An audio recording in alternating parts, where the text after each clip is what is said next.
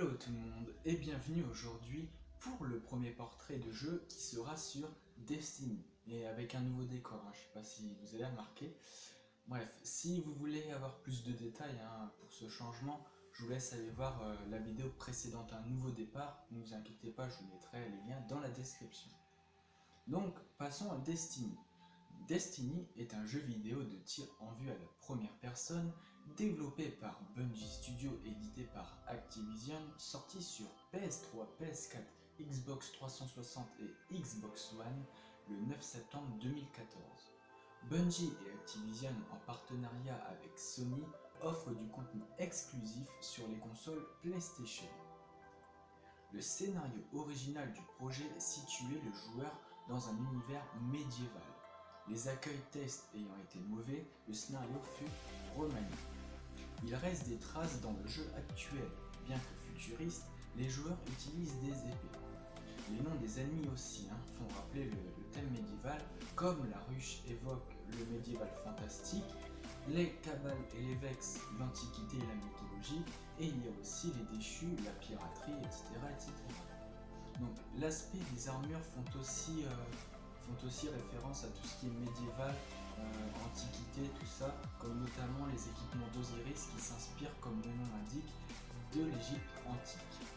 Une rumeur aurait longtemps circulé pour un portage de jeu hors console, donc sur PC. Depuis sa sortie, le jeu a connu 3 extensions. Les Ténèbres souterraines en décembre 2014, La Maison de Loup en mai 2015 et Le Roi des Corrompus en septembre 2015. Les choix tarifaires des DLC furent critiqués, 20 € pour les deux premiers et 40 € pour le dernier. Les offres groupées lors de la sortie du Roi des Corrompus aussi ont fait réagir la communauté. La trop grande facilité du raid de Crocta subit les foudres des joueurs.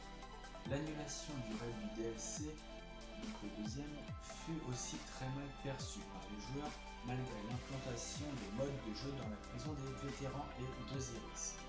Bungie promit toutefois un raid pour l'été 2015, mais ce fut celui du DLC numéro 2. La communauté se plaint aussi d'une vague de triche pour le mode compétitif multijoueur Osiris, mais surtout contre le manque de contre-mesures de la part de Bungie.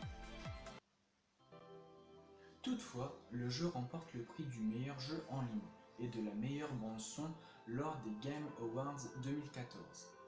Selon Activision, le jeu est le plus grand lancement d'une nouvelle franchise, avec 500 millions de dollars générés pour son premier jour de commercialisation.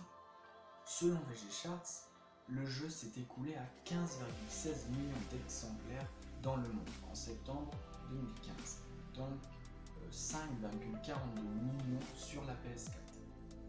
Donc on voit quand même, on voit une bonne domination sur PlayStation, mais donc le jeu s'est aussi largement vendu via pack avec console dans sa version année 1 et année 2 avec les 3 DLC. Et bien voilà, c'est tout pour cette première vidéo, pour ce premier portrait de jeu vidéo. J'espère que la vidéo vous aura plu, n'hésitez pas à vous abonner, à laisser un petit like, ça fera super plaisir. Et moi je vous dis à samedi prochain pour le deuxième portrait du prochain film qui sera sur le Hobbit.